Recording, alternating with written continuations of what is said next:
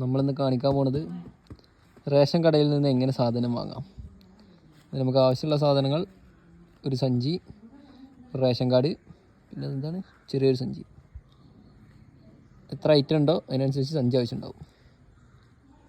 നിലവിൽ മണ്ണെണ്ണ ഇല്ലാത്തതുകൊണ്ട് കുപ്പി വേണ്ട.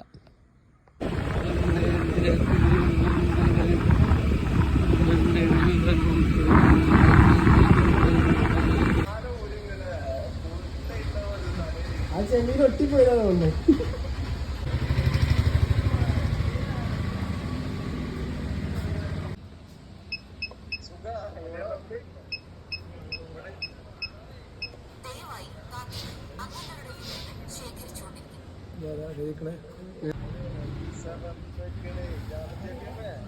ഫോട്ടോ എടുക്കാൻ ഒരുങ്ങി.